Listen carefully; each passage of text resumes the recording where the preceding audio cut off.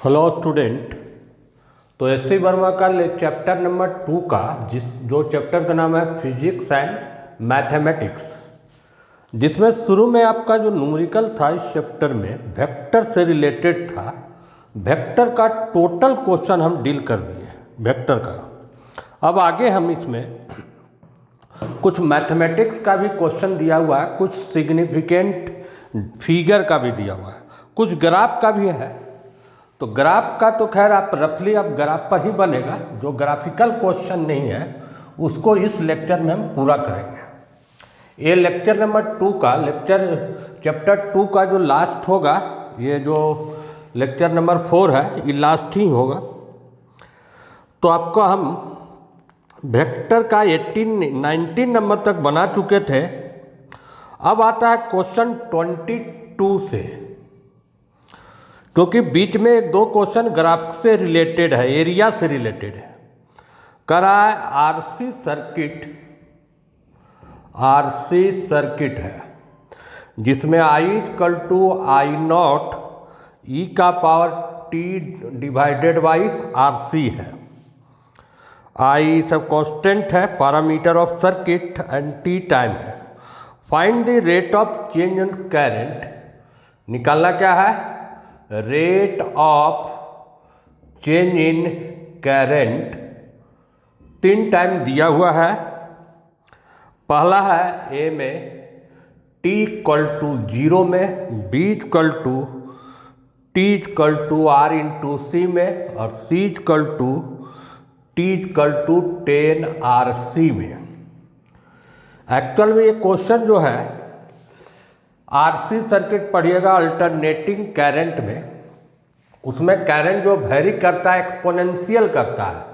I0 है initial current, I है t time के बाद करंट, R रेजिस्टेंस, C क्या है? कैपेसिटेंस है। तो इसका रेट ऑफ चेंज निकालना। मैथमेटिक्स का क्या मतलब हुआ? जब हम कैलकुलस का मैथमेटिकल टूल पढ़ाए थे तो dy/dx क्या मेजर करता है? रेट ऑफ चेंज मेजर करता है।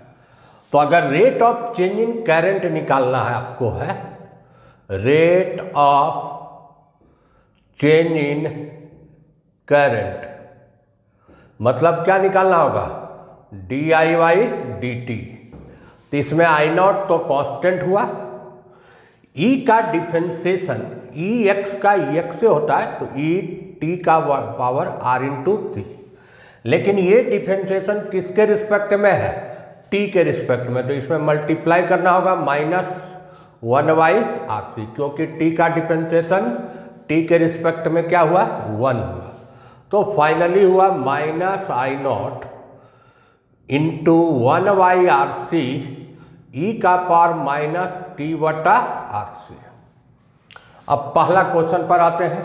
ए नंबर में t क्या कहता है? 0। यहाँ 0 बैठाएगा तो पूरा वैल्यू 0 हो जाएगा। तो dy/dt का वैल्यू हो जाएगा -I0 बटा ही कर देते हैं यहीं पर RC e का पावर 0 मतलब 1, मन -I0 बटा क्या होगा? RC। बी में आइए, बी में t कितना कहता है? RC कहता है, तो यहाँ पर पुट कर देंगे। मैंने बी में है क्वेश्चन t=R/C, तो dy/dt -I0 1/RC, और e t का वैल्यू अगर RC बैठाइएगा, RC/RC कट के क्या आएगा? 1, उसको नीचे ला सकते हैं, तो -I0 RC इंटू ई, यहाँ पर मल्टीप्लाई में होगा। उसी ढंग से बना लीजिए सी नंबर में कितना बैठाना है? 10C। तो dy/dt कितना हो जाएगा? I0 बटा RC, यहाँ 10RC बैठाइए तो e का पावर -10 मतलब -I0 10RC। इसमें मेन चीज समझना क्या था क्वेश्चन में, कि rate of change in current का मतलब dy/dt। डिफरेंशिएट कर दीजिएगा तो क्या निकल जाएगा? Rate of change in current. तो ये 22 नंबर क्वेश्चन था। अब 23 पर आते हैं।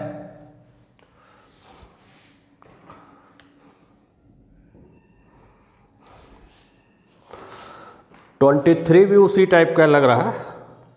क्वेश्चन है आरसी सर्किट में वही इक्वेशन दिया हुआ I = I0 e का पावर माइनस टी बटा RC, वेर I0 RC सब कांस्टेंट पैरामीटर है और टी टाइम है। इसमें वैल्यू है आपका I0 का वैल्यू है 2.00 एम्पियर, R का वैल्यू है 6 × 10⁵ ओम R, और C का वैल्यू है 0.500 microfarad. Find the current at t =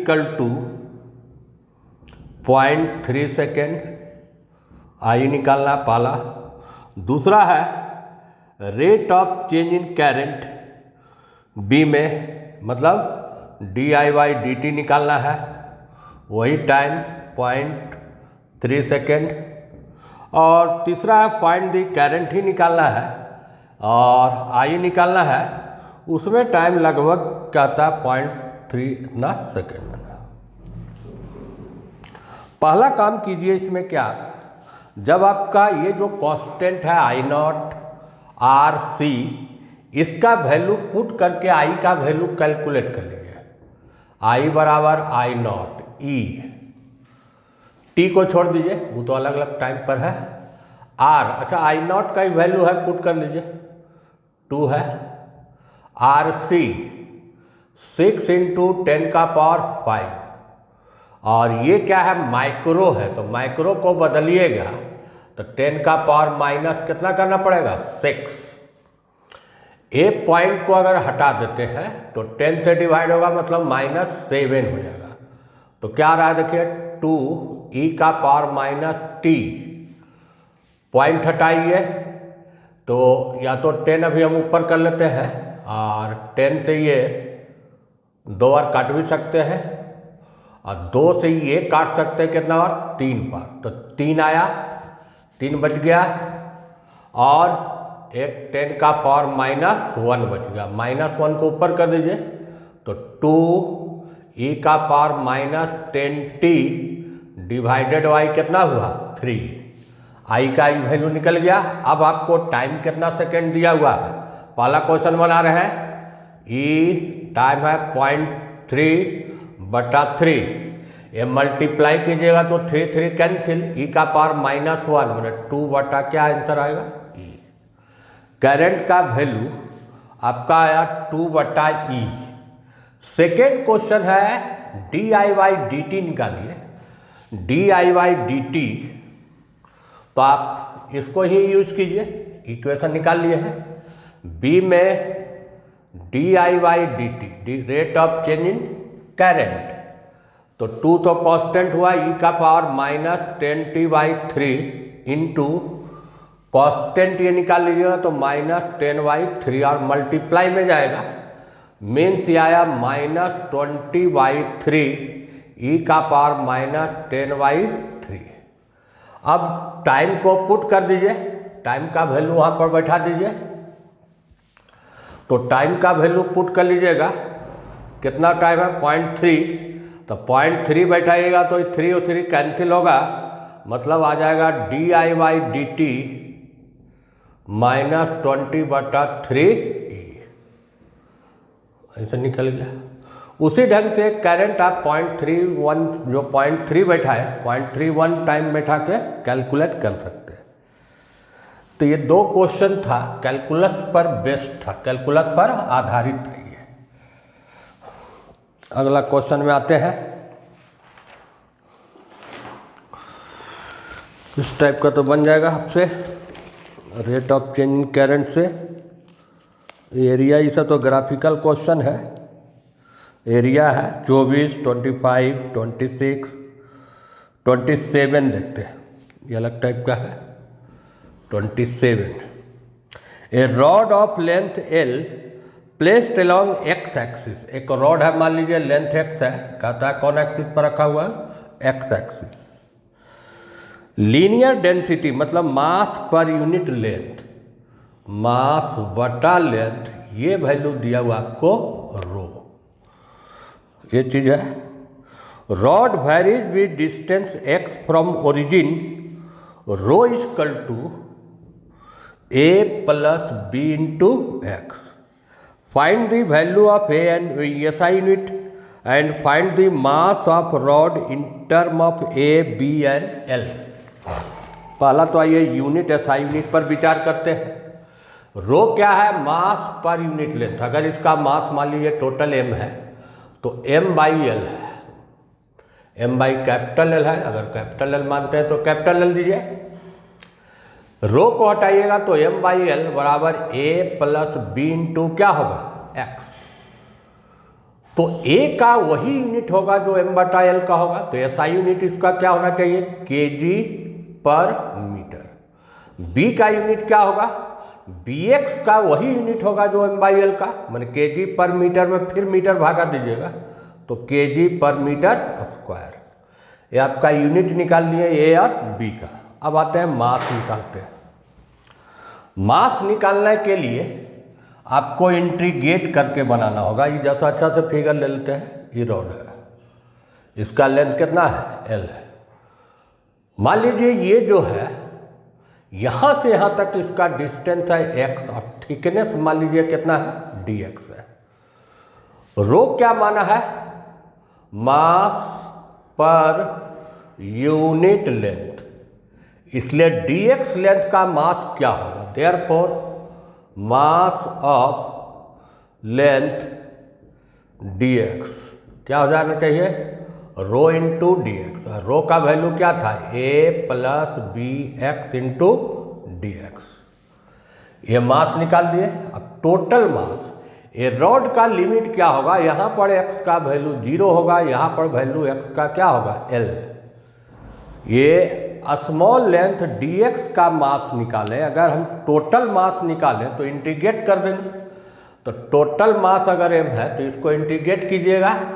a plus B X into D X limit 0 to कितना लीजिएगा? Capital L।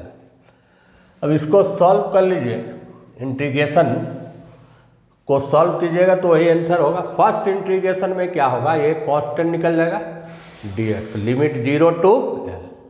सेकेंड में क्या निकालेंगे? b x dx limit 0 to कितना होगा? L। a dx का integration x 0 to L, b इसका integration x square by 2 limit 0 to L। L minus 0 L हुआ तो a L बचा, प्लस यहाँ से L स्क्वायर बाई 2 बचा तो b L स्क्वायर बाई 2। यही मास हुआ। आप चाहिए तो L कॉमन ले सकते हैं, a plus B L by 2। ये निकल गया, पूरे रॉड का मास निकाल लिया। 27 निकल गया।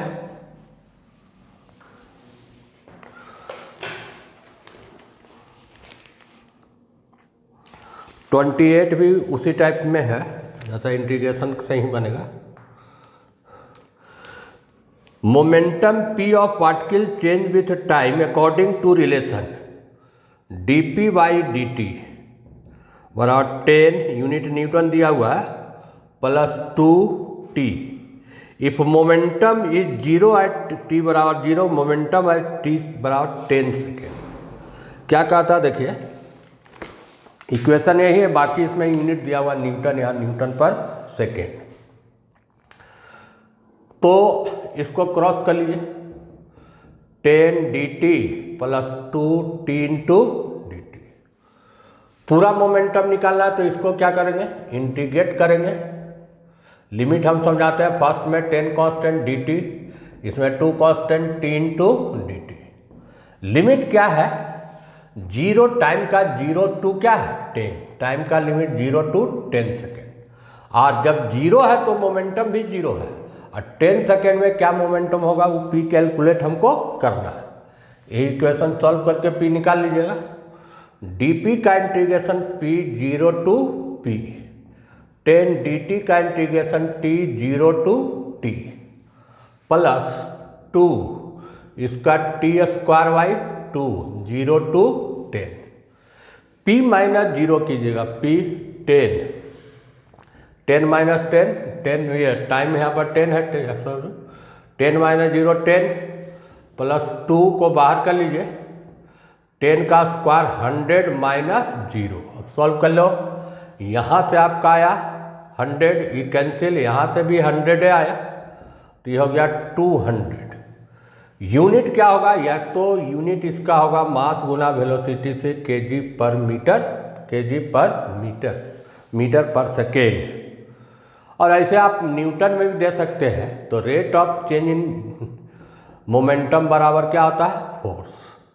तो डीपी का यूनिट ऐसे यहाँ पर से दे सकते हैं न्यूटन गुना सेकेंड, उस फॉर्म में भी आंसर दिया जा सकता है। तो ये हो गया आपका 28 नंबर।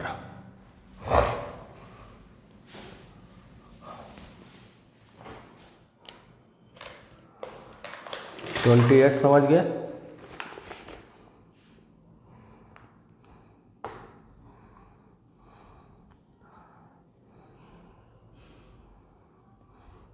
अब कैलकुलस का कुछ अब सिग्निफिकेंट डिजिट का कुछ क्वेश्चन आते हैं, इसके बाद सिग्निफिकेंटे का है 30, 31, 100.1। ये फर्स्ट क्वेश्चन है 100.20 है ना, 201। थर्ड सेकेंड ये है, थर्ड में है 10. उसके फोर्थ में है 0.001001। ऐसा ऑब्जेक्टिव टाइप का क्वेश्चन आता है नीट या इंजीनियरिंग में। ये जो नंबर ABCD 4 क्वेश्चन है, 4 डिजिट दिया हुआ है, इसमें नंबर ऑफ सिग्निफिकेंट डिजिट खोजना है। फर्स्ट में देखिए, नन जीरो क्या होता है, सिग्निफिकेंट होता है, और दो नन जीरो के बीच वाला जितना भी जीरो होगा, सारा जीरो क्या होगा, सिग्निफिकेंट ही होगा। तो इसमें सिग्निफिकेंट डिजिट का आंसर कितना होगा, 4। अब ये देखिए, ये दोनों क्या है, नन जीरो, और नन जीरो के बीच वाला भी जीरो क्या होता है, सिग्निफिकेंट। तो इसमें भी आंसर क्या होगा, 4। अब ये दोनों जीरो तो सिग्निफिकेंट होगा क्योंकि दो नन जीरो के बीच में है, और लास्ट वाला जीरो भी सिग्निफिकेंट होगा जब क्योंकि उसके पीछे कोई नन जीरो नहीं है। तो इसमें आंसर कितना दीजिएगा, 5। ये क्वेश्चन है।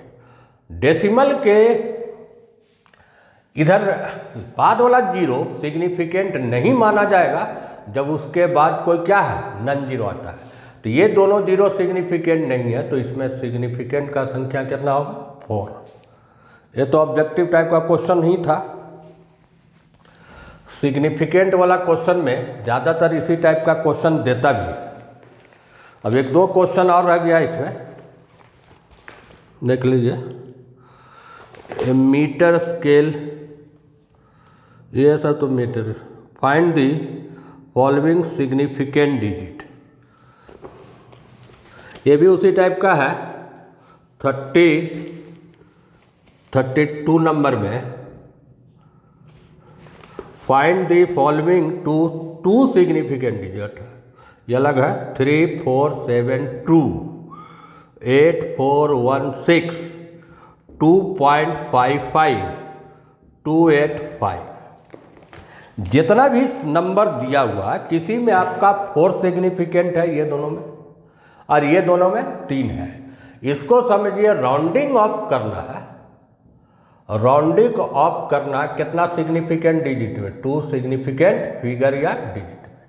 पहले ये 2 तो रखना ही है। 7 5 से बड़ा है तो 1 ऐड होगा, तो 3 5।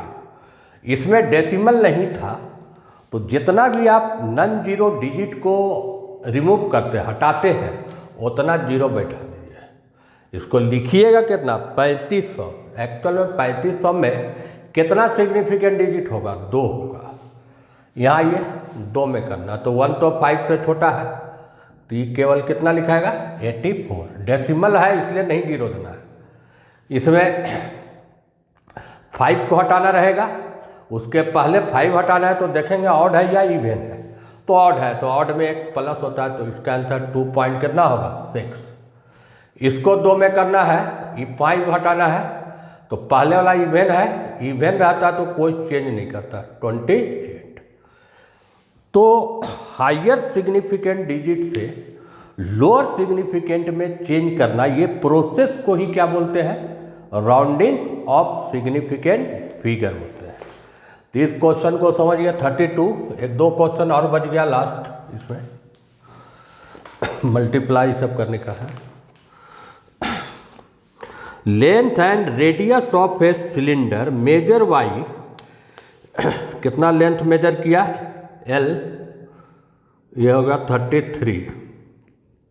L किया गया है 4.54 सेंटीमीटर, और रेडियस मेजर किया गया है 1.75 centimetre. Calculate volume of this cylinder.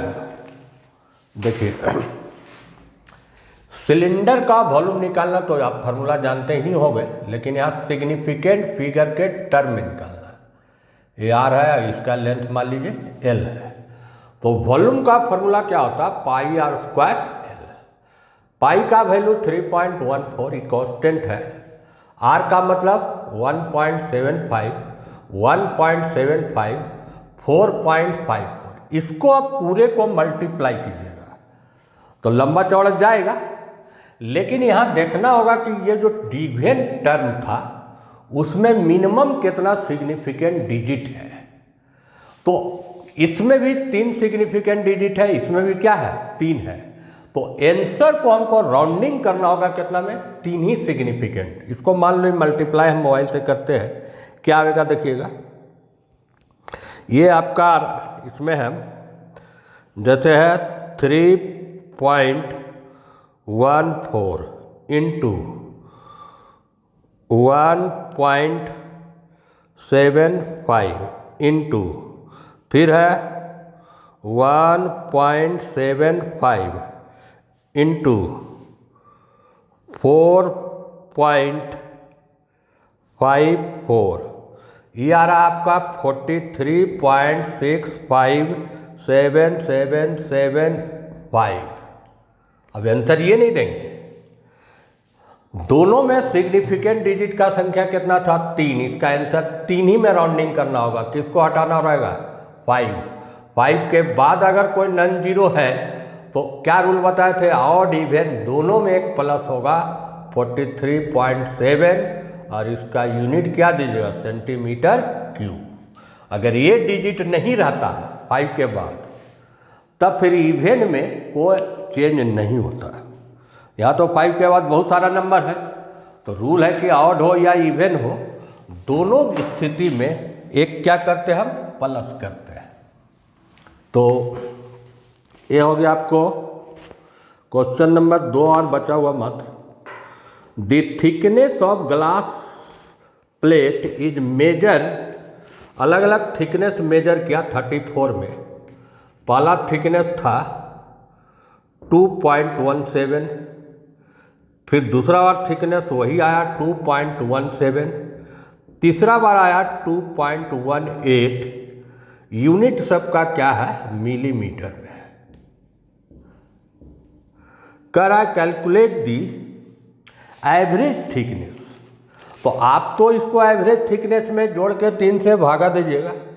Average thickness मान लो आया T1 + T2 + T3/3, मतलब ये तीनों जोड़ते हैं आगे, जोड़ के उसका 3 से डिवाइड करेंगे। क्या आपका है? पहला 2.17 प्लस फिर है 2.17 plus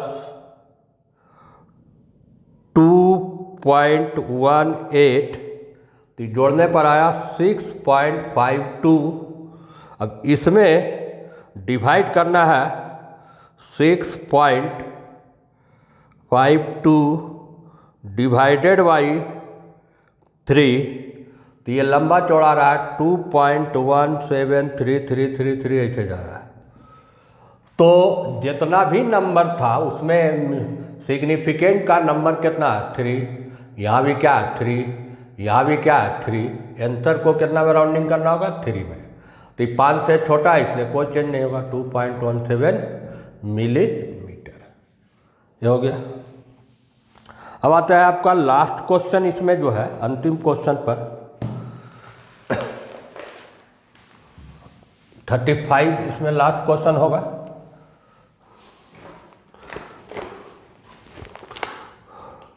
length of a string of a simple pendulum measure with a meter scale is 19.0 centimeter, length measure किया है L। The radius of bob plus length of hook is calculated 2 एक और हम डाटा अभी इसको ये मान रहे हैं 2.13 centimetre. With slide calipers, what is the effective length of pendulum? अच्छा, length of simple pendulum measure to be scale इतना, radius of bob plus length of hook calculate इतना, what is the point of suspension to point of oscillation.